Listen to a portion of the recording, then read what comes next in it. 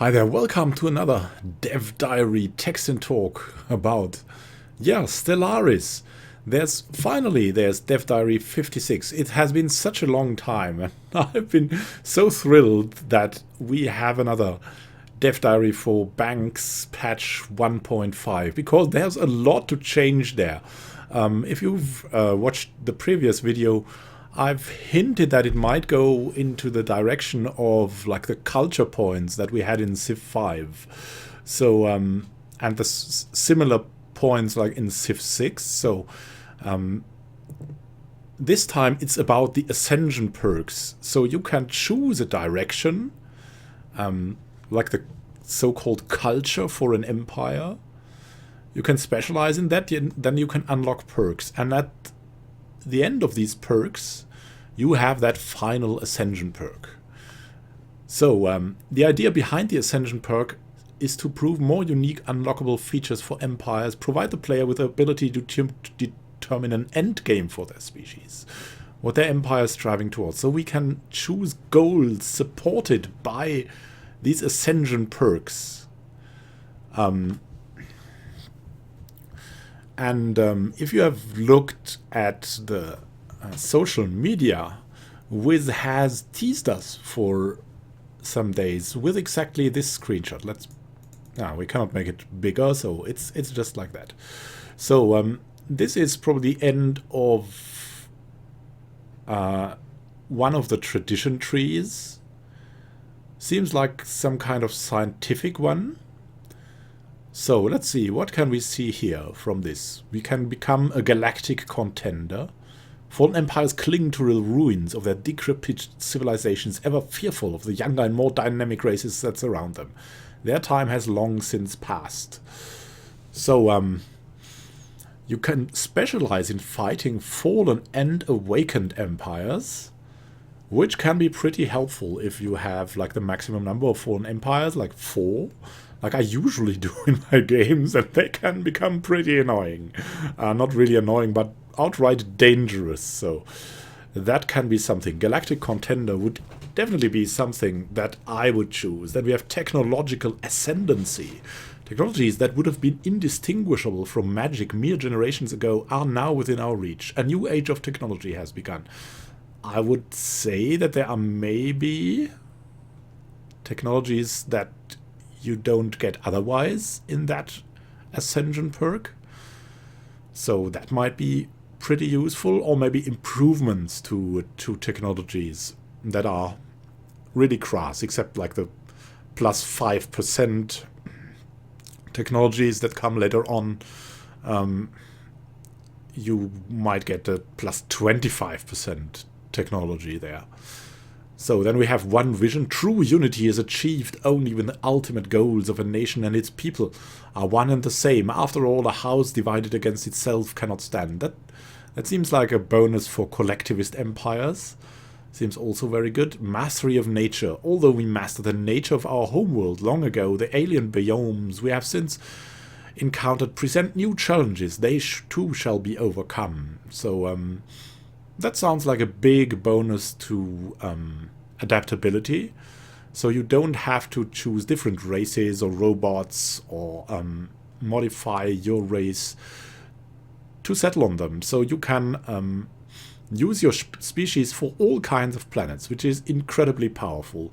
I have had an empire in my first Let's Play that was xenophile, and so I had like specialized races or species to settle on all the climates. And this would enable you, I would say, to do this with one species. So if you are like a xenophobe, then you would be able to settle on everything with your own species, which is really a big plus for that kind of strategy. So xenophobes are no longer the odd ones out. They're getting buffed by something like this. So let's go deeper into this. Each time you complete a tradition tree, that's like the culture trees in Civ, you'll unlock one Ascension perk slot, of which there are 8 in total. So you can also complete different tradition trees, like you can combine. There may also be other ways to unlock slots, such as from certain rare technologies, or as a reward for a particular event chain. So you can unlock them now by quests, which is something really crazy good for a grand strategy game. So you can have real quests to excel in something, like you would have, like comparable maybe to things in EU4 that go then until 1821. Like you reach like that trade channel with Denmark. I don't know what it was called, but it gives you like total 20% on trade or something until the end of the game, something like that. So this slot can then be filled with any of the Ascension perks available to you. So the final number of perks is not yet set down. There are currently more than 20, and there will likely be more added. So this is something they'll expand on that, which is really nice because we can test out how this works. You can go for really gamey mechanics there. You can optimize your empires totally, maybe for multiplayer. You can also go for great role-playing if you're going for like a one vision, one country, and so on nation, playing for that. So that's really, like, the dynamics of this is really so great because it goes into different directions. It caters to not only one type of player, but it caters to different kinds of players. Customizability is not only for like gaming the game, but also for sandboxing the game or for role-playing the game. So this is really good. I mean, it really compares not only to the culture trees in Civ, but also to like the classical RPG trees in games like World of Warcraft, for example, to take the most popular thing there. So some Ascension perks are one-offs that simply provide a bonus to a particular area of your empire. For example, a bonus to border range or cheaper terraforming. Others unlock new features, such as the ability to construct new types of space structures.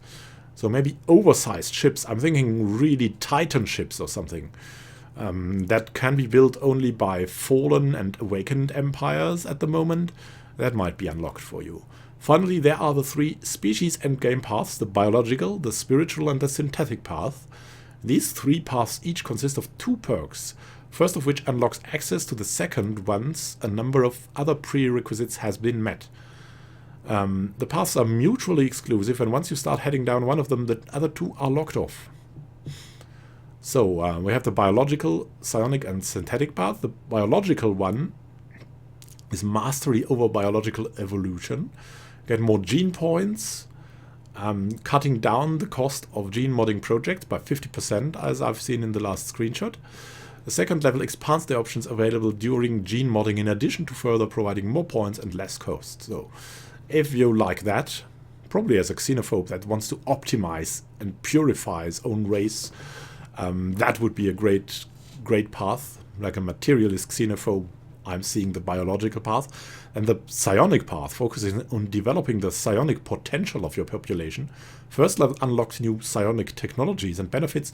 The second level allows your empire to reach a higher level of existence and communicate with the beings present there. So that would be something out there, something spiritual even. And it would be great if there would be something diplomatic added to that. So you would have the option to like also influence other empires, leaders, minds with that. So to make alliances more likely, to make your maybe to even able to like steer the Federation fleets of your Federation partner in a war or something like that. That would be totally great. The synthetic path focuses on the replacement of biology with machinery, so that's the technocrats there. The first level allows you to turn your population partly synthetic through the use of cybernetics, while the second level replaces your biological pops with robots, turning your empire entirely synthetic. Welcome to the Borg. And others, and others. I mean, this is something that I think many people have waited for, because like robots, yeah. There's always this thing like Skynet and something like that. That's hovering around in your thoughts when you play that game, and yeah, I'm pretty sure if you have at least started to read one of the culture novels that are out there from Ian Banks. There is the name of the patch from. I have started it.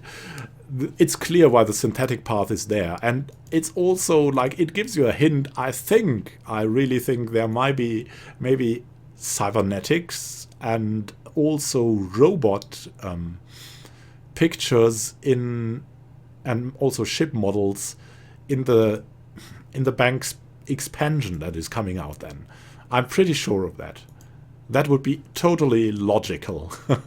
So let's look at these, at least at these path perks. The engineered evolution. To leave you our genetic destiny in the hands of nature is an inefficient and excruciatingly slow process. Why not jumpstart the future of our species? So let's gene manipulate yourself in the biological path. The flesh is weak. The limits and constraints imposed on us by our feeble organic bodies are simply unacceptable. To reach our full potential, we must turn to cybernetic implants. So this is a synthetic path there. Very nice, going to machinery, like expanding ourselves. Like my my grandfather, that is currently 97.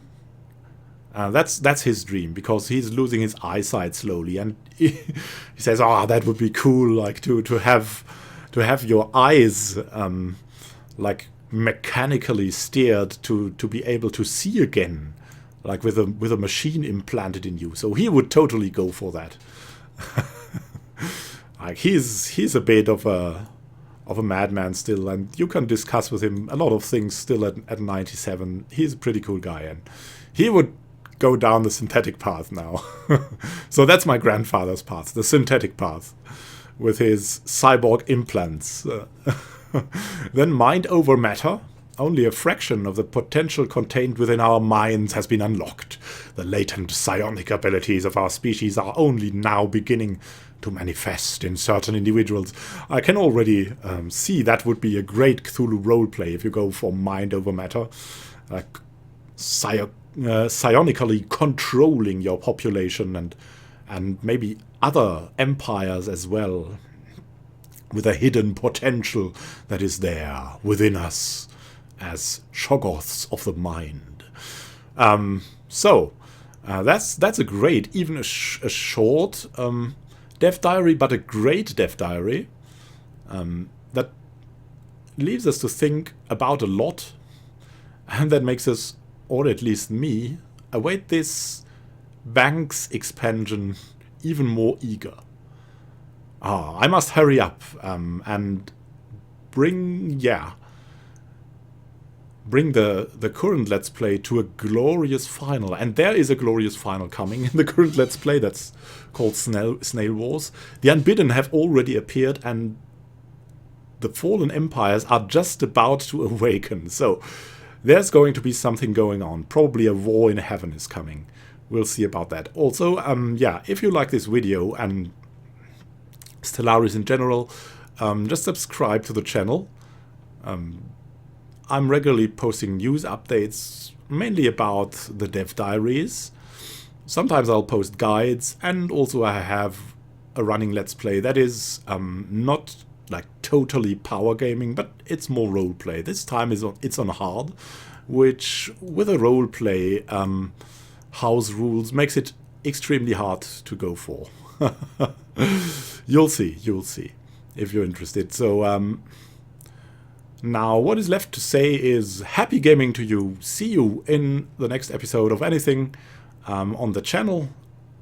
I hope you enjoyed this, and yeah, have fun, guys and girls, and let's see in another episode of a news update in Snail Wars or in a guide. Happy gaming to you.